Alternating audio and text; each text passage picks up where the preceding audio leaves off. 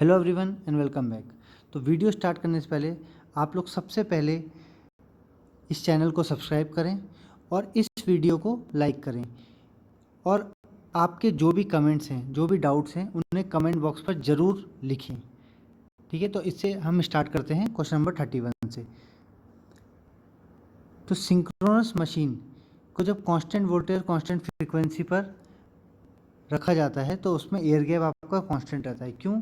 क्योंकि air gap जो आपका होता है या जो एयर गैप का फ्लक्स होता है वो डिपेंड करता है V/F पर। ठीक है, तो V अगर कांस्टेंट है और F अगर कांस्टेंट हो, इन दोनों का रेशियो अगर कांस्टेंट है तो हमारा फ्लक्स क्या होगा? कांस्टेंट होगा। तो असर्शन आपका सही है, तो A पार्ट आपका सही है। अब चलते हैं B पार्ट पर। B पार्ट क्या बोलता है कि DC field current in this motor can set up a required resultant air gap flux. तो डीसी करंट जो हमारा होता है रोटर में, उसकी वजह से क्या आता है? हमारा फ्लक्स आता है। तो अगर डीसी करंट हमारा इतना हुआ, यानी कि एक्साइटेशन अगर हमारा सफिशिएंट हुआ, तो मशीन को, अगर ये मशीन है तो इसे बाहर से एसी सोर्स से क्यों लेने की ज़रूरत नहीं होगी, मतलब रिएक्टिव पावर इसे बाहर से ज़रूरत नहीं होगी, क्योंकि इंटरनली ये सफिशिएंट जनरेट कर ले रहा है। ठीक है, तो ऐसे केस में एसी सोर्स से लिए जाने वाला रिएक्टिव पावर ज़ीरो होता है। ठीक है, तो ये दोनों के दोनों सही हैं, ए और आर, लेकिन ये दोनों आपस में रिलेटेड नहीं है। तो इसका आंसर क्या होगा? बी होगा। ओके, अब चलते हैं क्वेश्चन नंबर 32 पर। 32 आपका क्या कहता है कि अगर आपका लोड, ए पार्ट आपका क्या है, अगर आपका लोड बढ़ाया जाता है तो सिंक्रोनस मशीन अपना सिंक्रोनिज्म लूज़ कर जाती है। यानी कि जो आपके नॉर्थ पोल और साउथ पोल स्टेटर पर रोटेट करते हैं वो आपके रोटर से लॉक्ड रहते हैं, लेकिन जैसे ही आप रोटर में लोड बढ़ाते हैं, लोड को इंक्रीज़ करते हैं, तो आपका सिंक्रोनिज्म लॉस्ट हो जाता है। ठीक है, तो आपका ए पार्ट बिल्कुल सही है कि हमारा सिंक्रोनिज्म एक्शन ख़त्म हो जाता है। ओके, तो ए पार्ट आपका सही है। अब आर पार्ट, सेकेंड पार्ट पे चलते हैं, रीज़न पर। तो rotor and stator are no longer stationary, जो कि बिल्कुल सही है। अगर आपका लोड बढ़ेगा तो रोटर और आपका रोटेटिंग मैग्नेटिक फील्ड के बीच में जो लॉकिंग है वो डिस्टर्ब हो जाएगा, तो वो दोनों आपस में स्टेशनरी नहीं रहेंगे और रोटर आपका या तो फॉल बैक कर जाएगा, लोड बढ़ने की वजह से फॉल बैक मतलब पीछे रह जाएगा। तो इस क्वेश्चन में ए भी सही है और आर भी सही है और दोनों आपस में रिलेटेड भी हैं। तो इसका आंसर क्या होगा हमारा? इसका आंसर होगा हमारा ए। ठीक है, अब चलते हैं क्वेश्चन नंबर 33 पे। तो जब हम 33 क्वेश्चन पर चलते हैं तो यहाँ पर हम सबसे पहले ये देखते हैं कि ए वाला जो हमारा पार्ट है वो किससे कनेक्टेड है। तो ए हमारा डीसी मोटर है और डीसी मोटर से रिलेटेड क्या होता है? हमारा स्वाइनबर्न टेस्ट होता है, तो 3। फिर बी पर चलते हैं, सिंगल फेज ट्रांसफार्मर से रिलेटेड क्या है? स्लिप नहीं होता, ब्लॉक नहीं होता, ब्लॉक रोटर टेस्ट नहीं होता, संपूर्ण टेस्ट होता है, यानी कि 4। फिर सी पार्ट क्या है हमारा? 3 phase induction motor. 3 phase induction motor में हमेशा ब्लॉक रोटर टेस्ट होते हैं, तो मतलब 2। और डी आपका लास्ट बचा 1। तो आंसर क्या हो गया? 3 4 2 1। ओके, तो 3 4 2 1 के हिसाब से आंसर आपका क्या रहेगा? आपका आंसर रहेगा बी। ठीक है, ये आपका 3 4 2 1। ओके, अब चलते हैं क्वेश्चन नंबर 34 पर। तो 34 में आपको क्या कह रहा है कि एक आपकी मोटर है। ओके, एक उसका कुछ रिएक्टेंस होगा और वो आप कनेक्टेड है सोर्स पर। तो सोर्स का वोल्टेज कितना है? 1 पर यूनिट। ये सब चीज़ पर यूनिट में दिया गया है। एक्स क्या है आपका? 1 है और एक्स में जे होता है। ठीक है, जे मतलब 90 डिग्री लीडिंग होता है। ठीक है, और मशीन का आपको ई फाइंड आउट करना है। तो इसमें जब आप केवीएल लगाएंगे, इस तरीके से केवीएल लगेगा, तो केवीएल में क्या आएगा? केवीएल में आएगा VT terminal voltage minus current into X S is equal to E आएगा। ठीक है, तो वीटी हमारा उन्होंने 1 दे रखा है, करंट को उन्होंने बोला लीडिंग है और करंट कितना है? 1 है, तो 1 विद लीडिंग तो मतलब 90 डिग्री इंटू एक्स एस आपका क्या दे रखा है? 0.5 इंटू 90 डिग्री। ठीक है, ये इक्वल टू किसके होगा? ई के होगा। ओके, तो इसको जब हम सॉल्व करेंगे तो यहाँ पर भी 90 डिग्री है ये 90 डिग्री एंगल है और इसका भी 90 डिग्री, तो 90 मल्टीप्लाई में ऐड हो जाते हैं तो 180 डिग्री, और 180 डिग्री का मतलब होता है प्लस, तो ये आपका ऐड हो जाएगा। ठीक है, तो टोटल आपका ईएमएफ कितना आ जाएगा, E is equal to 1 plus 0.5, E is equal to 1.5। ठीक है, पर यूनिट में ये दिया गया है सब कुछ। ठीक है, तो हमारा आंसर क्या होगा, बी 1.5। ओके, अब चलते हैं क्वेश्चन नंबर 35 में। क्वेश्चन नंबर 35 आपका स्लिप टेस्ट का है। तो स्लिप टेस्ट में हमने क्या पढ़ा था कि जब भी मोटर में स्लिप टेस्ट किया जाता है, सिंक्रोनस मशीन में स्लिप टेस्ट किया जाता है, तो हमारा जो वोल्टेज होता है, जिस समय डायरेक्ट एक्सिस से हमारा फ्लक्स निकलता है, उस समय हमारा वोल्टेज जो होता है वो मैक्सिमम पर होता है और करंट हमारा मिनिमम पर होता है। तो जब हम इससे कैलकुलेट करेंगे तो हमारा एक्स टी कितना आएगा, हमारा एक्स टी आएगा 4.615। ठीक है, उसके हम एक्स क्यू निकालेंगे। जब भी हम एक्स क्यू निकालते हैं तो वोल्टेज हमारा मिनिमम होता है और हमारा करंट मैक्सिमम होता है। तो वोल्टेज मिनिमम कितना है, वोल्टेज मिनिमम है 25 डिवाइडेड बाय करंट मैक्सिमम कितना है 10, तो ये आपका आंसर कितना आ गया 2.5। ठीक है, तो एक्स क्यू कौन सा है 2.5, ये है, तो इसमें आंसर हमारा क्या हो जाएगा, बी हो जाएगा। ओके, अब चलते हैं क्वेश्चन नंबर 36 पे। 36 में वो आपसे पूछ रहा है कि सिंक्रोनाइज करने के लिए अगर आपके पास दो जनरेटर हैं G1 और दूसरा जनरेटर है G2, तो दोनों को जब हम पैरेलल करेंगे तो दोनों को सिंक्रोनिज्म में होना चाहिए। तो उनको सिंक्रोनाइज करने के लिए क्या क्या कंडीशन होगी, तो सबसे पहली कंडीशन तो होगी कि दोनों का वोल्टेज सेम होना चाहिए। दूसरी कंडीशन क्या होगी कि दोनों की फ्रीक्वेंसी सेम होनी चाहिए। तीसरी कंडीशन क्या होगी, दोनों का फेज सीक्वेंस सही होना चाहिए। सही मतलब फेज सीक्वेंस का क्या मतलब होता है, फेज सीक्वेंस का मतलब होता है कि अगर पहले जनरेटर का है R1, Y1 और B1, तो दूसरे का भी R2, Y2, B2 होना चाहिए। ऐसा नहीं हो सकता कि आपका सेकंड वाले का जो फेज सीक्वेंस है वो है R, B और Y, तो ये आपका गलत हो जाएगा। ठीक है, तो इसके हिसाब से आंसर देखते हैं, आपका 1 सही है, 2 सही है, और हम इसका सेकंड पार्ट देखते हैं फेज सीक्वेंस, तो थर्ड वाला आपका गलत है। ठीक है, तो 1, 2 और 4, तो इस हिसाब से आंसर आपका क्या हो गया, डी आपका करेक्ट आंसर हो गया। ठीक है, अब क्वेश्चन नंबर 37 पे चलते हैं। 37 में सबसे पहले ध्यान देने वाली बात क्या है कि सेलिएंट पोल सिंक्रोनस जनरेटर की बात की जा रही है। तो सेलिएंट पोल नॉर्मल सिंक्रोनस जनरेटर का पावर कर्व कैसा होता है, ये डेल्टा हो गया, ये आपका पावर हो गया, इस टाइप का होता है। तो इसमें जो आपका मैक्सिमम आता है वो कितने पे आता है, 90 डिग्री पे। लेकिन सेलिएंट पोल में ऐसा नहीं होता है। सेलिएंट पोल में आपका जो पावर कर्व होता है वो कुछ इस तरीके का होता है। तो वहाँ पर जो मैक्सिमम है आपका, वो मैक्सिमम कहीं ना कहीं 90 डिग्री से कम पे आता है, जो कि 45 हो सकता है या कुछ भी हो सकता है। तो उसने आपसे ये पूछा कि मैक्सिमम पावर आउटपुट किस एंगल पर मिलेगा। तो हमें इतना पता चल गया कि 90 पर तो नहीं मिलेगा, 90 से कम होना चाहिए और 0 से ज़्यादा होना चाहिए। तो वो एंगल कौन सा होगा, 45 डिग्री। ये 45 डिग्री एक्सपेक्टेड एंगल है, वो आपका 60 भी हो सकता है, 55 भी हो सकता है। तो यहाँ पर ऑप्शन सिर्फ हमारे पास 45 है, तो 45 का करेक्ट आंसर हो गया। ठीक है, क्वेश्चन नंबर 38 पर चलते हैं कि सिंक्रोनस मशीन से रिलेटेड कौन सी लाइन सही है। तो सबसे पहली वाली को पढ़ते हैं, in salient pole machine the direct axis synchronous reactance is greater than quadrature reactance. ठीक है, तो ये बिल्कुल सही है कि एक्स टी आपका बड़ा होता है एक्स क्यू से, बिल्कुल सही है।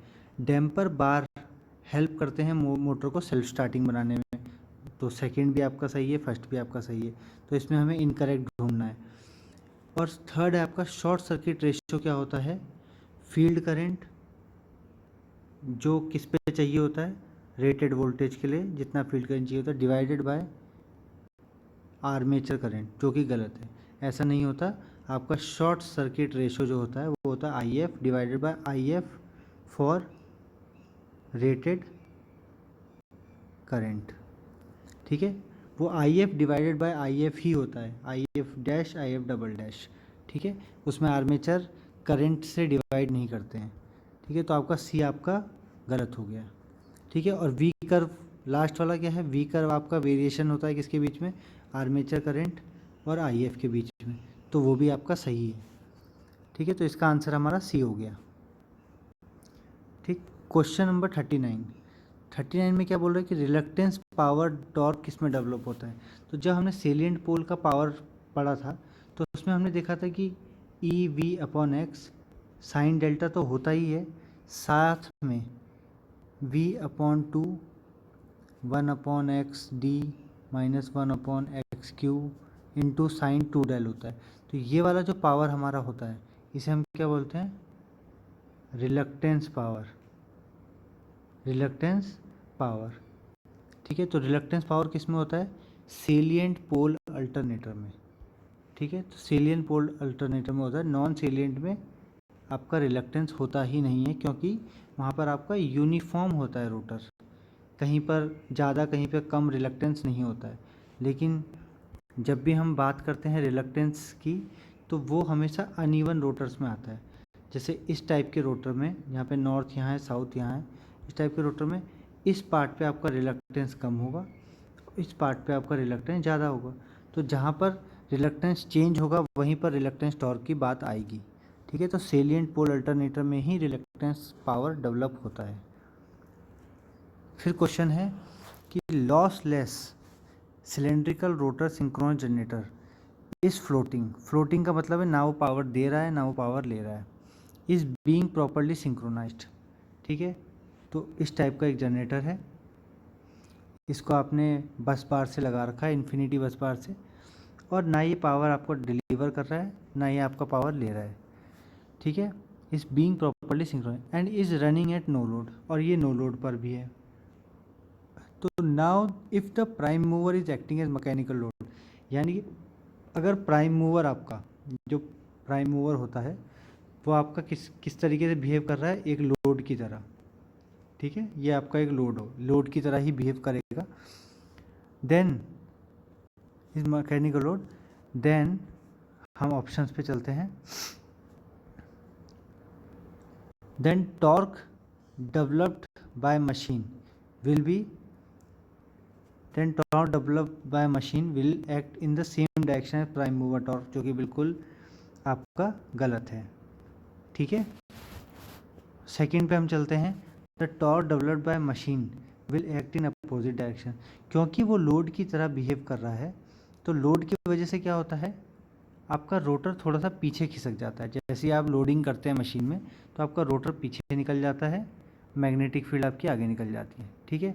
तो इस हिसाब से हमारा आंसर नंबर सी सही होगा। The machine rotor would fall back and the induced EMF would lag behind the terminal voltage, यानी कि मशीन कुछ हद तक मोटर की तरह काम करने लगेगी, भले ही वो है जनरेटर, लेकिन जब भी लोडिंग हो गई तो वो थोड़ा सा मोटर की तरह बिहेव करने लगेगी। और मोटर में जब हम डायग्राम बनाते हैं, फेज़र डायग्राम, तो उसमें हम जानते हैं कि ई जो है वो पीछे रहता है वी से, ठीक है। और वही बात यहाँ पर कही गई है कि the induced EMF will lag behind the terminal voltage, ठीक है। तो इसका आंसर क्या होगा, सी होगा, ओके। क्वेश्चन नंबर 41 पे चलते हैं।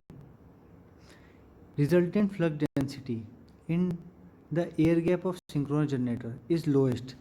अब इसके लिए हमें सबसे पहले फेज़र को ध्यान रखना होगा। यह आपका एफ होता है, एफ से जनरेट होने वाला इंड्यूस्ड वोल्टेज कौन सा होता है, ई एफ, ठीक है।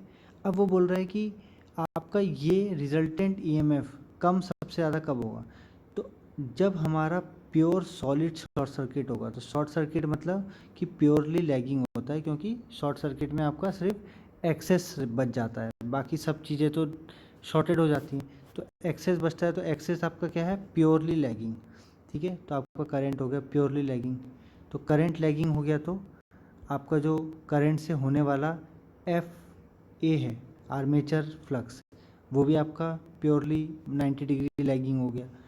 तो आपका रिजल्टेंट कैसा आएगा, कुछ इस तरीके का आएगा, और फाइनल रिजल्टेंट आपका क्या आएगा, ये, एफ आर। ठीक है, तो रिजल्टेंट इज लोएस्ट ड्यूरिंग किस में होगा, सॉलिड शॉर्ट सर्किट में। सॉलिड शॉर्ट सर्किट में आपका पूरा का पूरा जो फ्लक्स होता है वो डीमैग्नेटाइज हो जाता है। आप यहाँ देख पा रहे होंगे ये आपका डीमैग्नेटाइजिंग इफेक्ट है पूरा। ठीक है, तो इसका आंसर क्या होगा हमारा, सॉलिड शॉर्ट सर्किट। ठीक है, अब ये जो 42 नंबर क्वेश्चन है ये आपका है तो ट्रांसफार्मर का, लेकिन इस पे भी हमें पता रहना चाहिए कि ट्रांसफार्मर में क्या होते हैं, X1 और X2 क्या होते हैं, लीकेज रिएक्टेंस, और XM आपका क्या होता है, मैग्नेटाइजिंग फील्ड। तो हमें पता है कि ये दोनों लगभग बराबर होते हैं और ये आपका बहुत ज़्यादा होता है XM। ठीक है, तो इस हिसाब से जब हम आंसर देखते हैं तो हमें डी आंसर मिलता है। X1 और X2 लगभग बराबर होते हैं और XM आपका बहुत ज़्यादा होता है। ठीक है, अब क्वेश्चन नंबर 43 पे चलते हैं। Large synchronous machine are constructed with armature winding on stator, जो कि बिल्कुल सही है। हमारी आर्मेचर वाइंडिंग किस में होती है, बाहर स्टेटर में होती है। ठीक है, तो स्टेटर में होगी। और आर क्या है आपका, stationary armature winding would have reduced armature reaction. ठीक है, तो ये आपका गलत है। स्टेशनरी आर्मेचर रिएक्शन, स्टेशनरी हम क्यों रखते हैं आर्मेचर वाइंडिंग को, उसके हमारे अलग रीज़न है। उसके रीज़न ये है कि हाई पावर हैंडलिंग होती है, आपका जो इंसुलेशन होता है वो ज़्यादा होता है, तो इस वजह से बाहर रखते हैं, ना कि आर्मेचर रिएक्शन की वजह से बाहर रखते हैं। तो आपका आर जो है गलत है, तो इसलिए हमारा आंसर क्या होगा, सी होगा। ओके, अब चलते हैं क्वेश्चन नंबर 44 पे। When does a synchronous motor operates with leading power factor. तो इसको करने के लिए सबसे अच्छा तरीका ये है कि सबसे पहले आप एक मोटर बनाएं, उसे कनेक्ट कर दें लोड से। ठीक है, अब मोटर में आप रियल पावर क्या होती है, मोटर में सप्लाई से इनपुट की तरफ जाती है। ठीक है, तो ये रियल पावर इनपुट है। ठीक है, अब मान लेते हैं कि उन्होंने क्या कहा है कि लीडिंग पावर फैक्टर पे है, तो लीडिंग पावर फैक्टर का मतलब कि माइनस जे क्यू होगा, माइनस की वजह से ही लीडिंग होता है। ठीक है, और माइनस कब लगेगा, जब वो क्यू दे रहा होगा, जब दोनों की डायरेक्शन अपोजिट होगी, इन दोनों की डायरेक्शन अपोजिट होगी तो तभी ये माइनस साइन आएगा। ठीक है, तो ऐसा कंडीशन कब होगा कि जब वो रिएक्टिव पावर देगा और रियल पावर लेगा, जब मशीन ओवर एक्साइटेड होगी, जब मशीन के पास खुद का रिएक्टिव पावर ज़्यादा होगा तो वो वापस सप्लाई करने लगेगी रिएक्टिव पावर को। ठीक है, तो यहाँ से हम क्या समझे कि जब भी मशीन लीडिंग में होगी तो लीडिंग पावर फैक्टर में मोटर कब होगी, जब वो ओवर एक्साइटेड होगी। तो हमारा आंसर क्या होगा, हमारा आंसर होगा सी, ओवर एक्साइटेड मोटर ही आपकी लीडिंग पावर फैक्टर में होती है। ठीक है, अब चलते हैं क्वेश्चन नंबर 45 पे। क्वेश्चन नंबर 45 आपका एक न्यूमेरिकल है जिसमें हमें एक अल्टरनेटर दिया गया है जो कि डायरेक्टली कपल्ड किससे, एक सिंक्रोनस मोटर से। तो सबसे पहले अल्टरनेटर के फीचर्स देख लेते हैं। अल्टरनेटर हमारा क्या है, 10 पोल का है, 25 हर्ट्ज़ है और उसकी हमें स्पीड निकालनी है। ठीक है, 25 हर्ट्ज़ हमें पता चल गया है, 10 हमें पता चल गया है, तो अब हमें इसकी स्पीड निकालनी है। तो एन कितना है, 120 F/P होता है, तो 120 F/P। तो इससे हम जब निकालेंगे तो एन हमारा कितना आएगा, 300। तो हमें इतना पता चल गया कि जनरेटर की जो स्पीड है वो 300 है। अब चलते हैं मोटर की तरफ। मोटर आपकी कितने हर्ट्ज़ की है, वो आपकी 60 हर्ट्ज़ की है। तो यहाँ पर हम स्पीड इसी को लेंगे, ठीक है, और पोल्स को निकालेंगे। तो speed n is equal to 120 F आपका इंटू 60 हो गया, ठीक है, डिवाइडेड बाय P। और स्पीड हम कौन सी लेंगे, 300 ही लेंगे।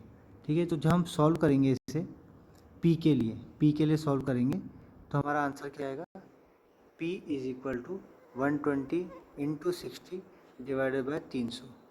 ठीक है, इसे कट करेंगे, 3 से 2 टाइम करेंगे और हमारे पोल्स कितने आएंगे, 24। ठीक है, तो इस हिसाब से हमारा आंसर क्या हो गया, सी आंसर हो गया। ओके, अब चलते हैं क्वेश्चन नंबर 46 में। 46 में फिर से ये पूछा गया है कि the angle between induced voltage and supply voltage of synchronous motor under running condition is, तो यानी कि वोल्टेज किसी मोटर की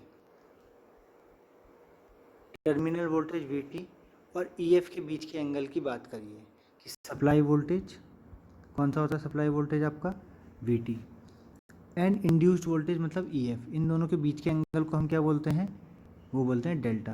तो यहाँ पर इन्होंने आपको साफ साफ नहीं बताया कि डेल्टा के बारे में बात हो रही है, लेकिन हम डेल्टा को ही कंसिडर कर रहे हैं, ठीक है। तो डेल्टा कितना होता है, तो नॉर्मल केस में जब हम ड्रॉ करते हैं, ये हमारा पावर एंगल कर्व है, तो डेल्टा हमारा 90 से ज़्यादा नहीं हो सकता। क्यों? क्योंकि 90 से ज़्यादा होता है अनस्टेबल, ठीक है, ये आपका हो गया अनस्टेबल, ओके। तो 90 से कम होगा, ठीक है। तो हमारे यहाँ पे ऑप्शंस क्या क्या हैं, 0, greater than 0 but less than 90, मतलब यही सही है, ठीक है। 90 से कम होगा और 0 से ज़्यादा होगा। 90 से ज़्यादा नहीं हो सकता क्योंकि वो अनस्टेबल होता है, और 180 से ज़्यादा तो बिल्कुल नहीं हो सकता, ठीक है। चलते हैं क्वेश्चन नंबर 47 पर। क्वेश्चन नंबर 47 पर पूछा गया है कि SCR क्या होता है, यानी कि शॉर्ट सर्किट रेशो। तो वैसे तो SCR क्या होता है, I field for rated voltage divided by I field for rated current, ठीक है। लेकिन इसका एक और फार्मूला होता है, वो फार्मूला आपका क्या होता है, SCR is equal to 1/XS, कैसा, एडजस्टेड, और वो भी पर यूनिट में, ठीक है। तो अब देख लेते हैं, तो वो आंसर है आपका C, 1/XS एडजस्टेड मतलब जहाँ पे सेचुरेशन को कंसीडर किया गया हो तो उसे बोलते हैं एडजस्टेड, ठीक है। और पर यूनिट मतलब उसे पर यूनिट में ही लेना है हमें, ओके। फिर क्वेश्चन नंबर 48। क्वेश्चन नंबर 48 में how can reactive power delivered by synchronous generator can be control. तो रिएक्टिव पावर को कैसे कंट्रोल किया जा सकता है, एक्साइटेशन के थ्रू। हमें ये पता है कि जब भी हम IF को बढ़ाते हैं घटाते हैं तो हमारा क्या चेंज होता है, Q, और Q हमारा क्या होता है, रिएक्टिव पावर। हम बढ़ा देते हैं तो Q बढ़ जाता है, और घटा देते हैं तो Q घट जाता है, ठीक है। तो एक्साइटेशन को जब भी चेंज करते हैं तो हमारा रिएक्टिव पावर पे ही असर पड़ता है, ठीक है। तो इसका आंसर हमारा क्या हो गया, हमारा हो गया B, ओके। फिर question number 49, armature current upon symmetrical 3 phase short circuit of a synchronous machine, ठीक है। तो कॉन्स्टिट्यूट Q एक्सिस ओनली। तो सबसे पहले हम शॉर्ट सर्किट पे चलते हैं, ये आपका हो गया FF, ये आपका हो गया E। तो शॉर्ट सर्किट में हमेशा आपका करंट कैसा होगा, लैगिंग, ठीक है, आइए, और लैगिंग होगा तो आर्मेचर फ्लक्स भी लैगिंग होगा, ठीक है। तो इससे हमें ये पता चला कि जो हमारा Q एक्सिस होता है वो डायरेक्ट एक्सिस तो ये होता है D एक्सिस, और ये हमारा होता है Q एक्सिस, ठीक है। तो हमें ये पता चला कि Q एक्सिस में तो करंट नहीं है, वो करंट किस में है, डायरेक्ट एक्सिस में। ये डायरेक्ट एक्सिस में आपका करंट है, ठीक है। तो इसका आंसर क्या होगा 49 का B, the armature current upon symmetrical 3 phase short circuit of a synchronous machine is constitutes of a D current only, मतलब D एक्सिस में ही पूरा करंट होता है, ठीक है। बाकी के ऑप्शंस को देखेंगे तो आपका वो नहीं आएगा, ना ही वो Q में डिवाइड होता है, और दोनों में तो बिल्कुल नहीं होता, वो प्योरली डायरेक्ट एक्सिस में होता है, ओके। अब चलते हैं क्वेश्चन नंबर 50 पर। तो क्वेश्चन नंबर 50 आपका क्या कहता है कि ओपन सर्किट की कैरेक्टरिस्टिक क्या होती है। तो ओपन सर्किट की कैरेक्टरिस्टिक हमेशा होती है EG और IF के बीच में। तो A का आपका हो गया 3 आंसर, ठीक है। B आपका हो गया V कर्व हमें पता है कि आर्मेचर करंट और फील्ड करंट के बीच में होता है, तो इसका हो गया 4। C आपका होता है इंटरनल कैरेक्टरिस्टिक, इंटरनल होती है आपकी EA और IA के बीच में, मतलब 2, और लास्ट बचा आपका 1, तो 3 4 2 1। तो यहाँ पर आंसर क्या हो गया सी। ठीक है, 3 4 2 1। Okay, question number 51। For a 3 phase alternator operating on leading power factor, मतलब लीडिंग पावर फैक्टर पे है, the terminal voltage may be more, जो कि बिल्कुल अभी हमने एक क्वेश्चन में देखा था कि जब हमारा लीडिंग करंट था, IA का लीडिंग था 90 डिग्री, तो हमारा टर्मिनल वोल्टेज कितना हो गया था, हमारा वो बढ़ गया था। ठीक है, at leading power factor the armature reaction is demagnetising, तो जो कि बिल्कुल गलत है। आर्मेचर रिएक्शन हमारा क्या होता है, मैग्नेटाइजिंग होता है, इसीलिए तो हमारा वोल्टेज बढ़ जाता है। ठीक है, तो हमारा आर गलत है लेकिन ए सही है, तो हमारा आंसर क्या होगा, हमारा आंसर होगा C. Okay, question number 52। Armature winding are short chorded by selecting value of coil span more than pole pitch, तो जो कि बिल्कुल गलत है। अगर नॉर्थ साउथ को पोल पिच कहा जाएगा तो हमारा फुल पिच किसे कहेंगे, जो नॉर्थ से एंटर करेगा और साउथ में एग्जिट करेगा। ठीक है, और शॉर्ट पिच हम किसे कहेंगे, जो नॉर्थ से निकलेगा लेकिन साउथ से पहले ही एंड हो जाएगा। ठीक है, साउथ से पहले ही हमारा एंड हो जाएगा। ठीक है, तो यानी कि जो हमारी मेन पिच है जिसे हम पोल पिच कहते हैं, उससे कुछ डिग्री कम होना चाहिए शॉर्ट पिच। तो ये पहला ही लाइन गलत है कि हमारा पोल पिच से ज़्यादा होता है कॉइल स्पैन, तो कॉइल स्पैन कम होगा तब हम शॉर्ट पिच कहेंगे।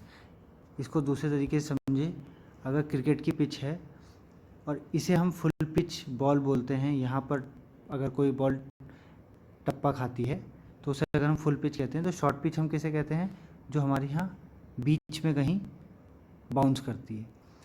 लेकिन यहाँ पर बाउंस करने वाली बॉल को हम शॉर्ट पिच नहीं कहेंगे। ठीक है, उसके लिए अलग टर्म है, फुल टॉस टर्म होता है।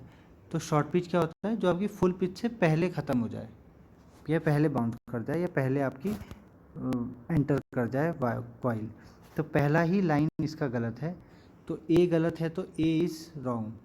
ठीक है, तो इसका ऑप्शन हमारा क्या हो जाएगा, A is false but R is true. ठीक है, तो ये आपका सीधे डी आंसर हो जाएगा। ठीक है, क्वेश्चन नंबर 53। क्वेश्चन नंबर 53 क्या है कि प्रॉपर सिंक्रोनिज्म में, ये फिर से दोबारा रिपीटेड क्वेश्चन है, क्या क्या ज़रूरी होता है, टर्मिनल वोल्टेज होना चाहिए, सेम फ्रीक्वेंसी होनी चाहिए, सेम फेज सीक्वेंस होना चाहिए। तो मतलब कि आपके 3 ऑप्शन तो बिल्कुल सही है, 1 2 3। केवीए रेटिंग का सेम होना ज़रूरी नहीं है, लेकिन फेज डिस्प्लेसमेंट आपका सेम होना चाहिए। मतलब आपका फेज सीक्वेंस के साथ साथ फेज डिस्प्लेसमेंट, मतलब अगर एक जगह का आर ये है, मतलब ये V1 वोल्टेज है, और दूसरे जनरेटर का V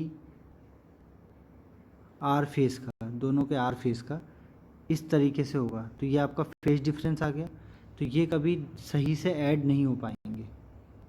ठीक है, तो फेस डिस्प्लेसमेंट सेम होना चाहिए, तो इसलिए आंसर क्या हो गया, 1 2 3 एंड 5, जो कि आपका आंसर नंबर डी हो गया।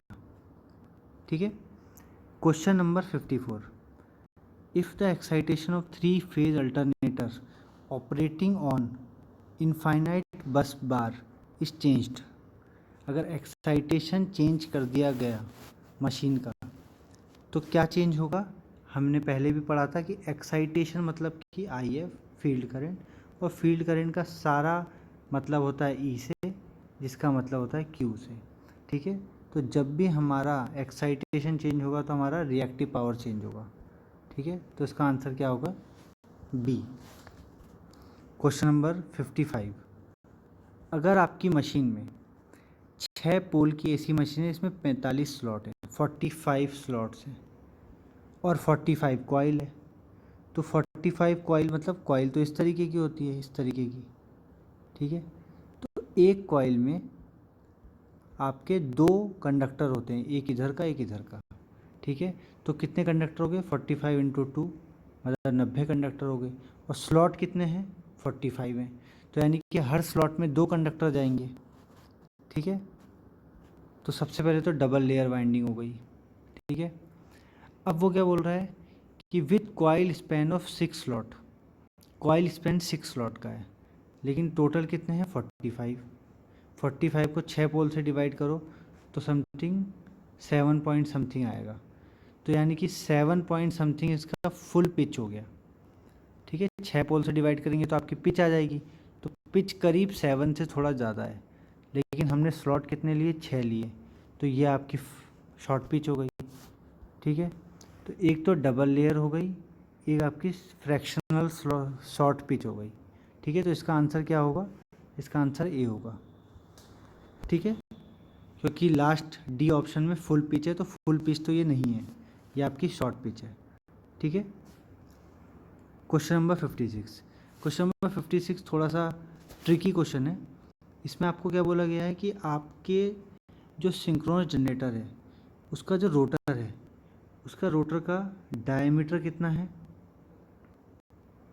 765 सेंटीमीटर, लेकिन हाइट कितनी है, हाइट उसकी कम है, हाइट है उसकी 80 सेंटीमीटर।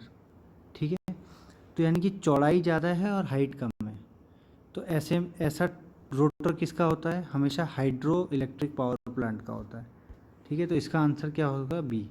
अगर थर्मल होता तो थर्मल का थोड़ा सा लेंदी होता, मतलब लेंथ ज़्यादा होती और डायमीटर कम होता। ठीक है, question number 57।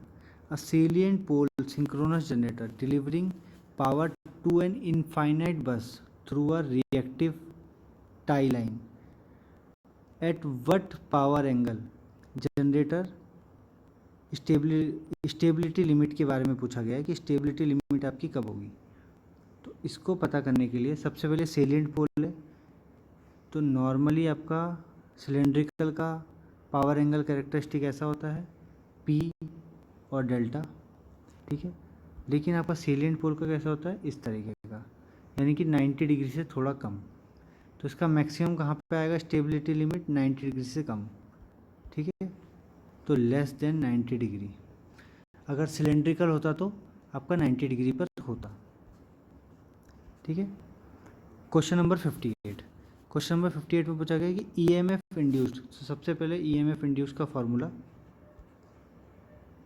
E F is equal to, एक कांस्टेंट होता है 4.44 into K distribution factor, K pitch factor into number of turns into phi into frequency. अब वो क्या बोल रहा है कि ईएमएफ किस पर डिपेंड करता है, ईएमएफ डिपेंड करता है फ्रीक्वेंसी पर, जो कि बिल्कुल सही है, number of turns per phase, जो कि बिल्कुल सही है, पिच फैक्टर, जी हाँ पिच फैक्टर के पी इसका फैक्टर है, और डिस्ट्रीब्यूशन फैक्टर डिस्ट्रीब्यूशन, तो चारों पर डिपेंड करता है। ठीक है, तो चारों पर डिपेंड करता है, तो उसका आंसर क्या होगा, 1 2 3 4 चारों। ठीक है, तो बी इसका आंसर हो गया। फिर क्वेश्चन नंबर 59। क्वेश्चन नंबर 59 में पूछा है कि transient stability of a 3 phase power system having more than one generator is not affected by. तो इसका आंसर आपका होगा कि, इसका आंसर आपका होगा डी, कि जो छोटे मोटे चेंजेस होते हैं फ्रीक्वेंसी पे, उससे आपका कोई फ़र्क नहीं पड़ता ट्रांजिएंट स्टेबिलिटी पे। उससे स्टेडी स्टेट स्टेबिलिटी पे फ़र्क पड़ सकता है, पर ट्रांजिएंट पर फ्रीक्वेंसी चेंज का फ़र्क नहीं पड़ता। लेकिन किस किस का पड़ता है, इनिशियल ऑपरेटिंग कंडीशन क्या है, ऑपरेटिंग कंडीशन आपकी, मतलब क्या वो एकदम स्टेबिलिटी लिमिट पे तो काम नहीं कर रहा है, उस पर डिपेंड करेगा। ठीक है, दूसरा डिपेंड करेगा किस पर, क्वांटम और लार्ज, अगर ज़्यादा डिस्टर्बेंस आ गया तो भी आपकी ट्रांजिएंट स्टेबिलिटी डिस्टर्ब हो जाएगी। ठीक है, तीसरा क्या होगा आपका, फॉल्ट क्लियरेंस, इस पर भी डिपेंड करती है कि जितनी देर में फॉल्ट क्लियरेंस होगा उतना आपका ट्रांजिएंट स्टेबिलिटी पे फ़र्क पड़ेगा। ठीक है, तो आपका एक ही ऑप्शन क्या बचता है, वो ऑप्शन बचता है डी। ठीक है, फिर क्वेश्चन नंबर 60। क्वेश्चन नंबर 60 में ये पूछा गया है कि which of the above method are correct for determination of voltage regulation. तो एलपीएफ मेथड का तो इसमें कोई लेना देना नहीं है, तो वो आपका कट हो गया, तो पहला ऑप्शन आपका कट हो गया। ईएमएफ मेथड जो आपका होता है वो आपका करेक्टली नहीं बताता है वोल्टेज रेगुलेशन, तो आपका सेकंड वाला ऑप्शन भी कट हो गया। अब बचा आपका 3 एंड 4, अब वो आपका आंसर हो गया 3 एंड 4। ठीक है, तो इस तरीके से एलिमिनेट करके भी हमें कई बार क्वेश्चंस को उसका आंसर फाइंड आउट करना पड़ता है। तो आज के लिए इतना ही। नेक्स्ट लेक्चर में हम लोग आगे के क्वेश्चन 2009 ऑनवर्ड जो क्वेश्चन आए हैं 2014 तक जितने भी सिंक्रोनस मशीन के क्वेश्चन आए हैं उनको सॉल्व करेंगे। तो आज के लिए इतना ही। Thank you very much.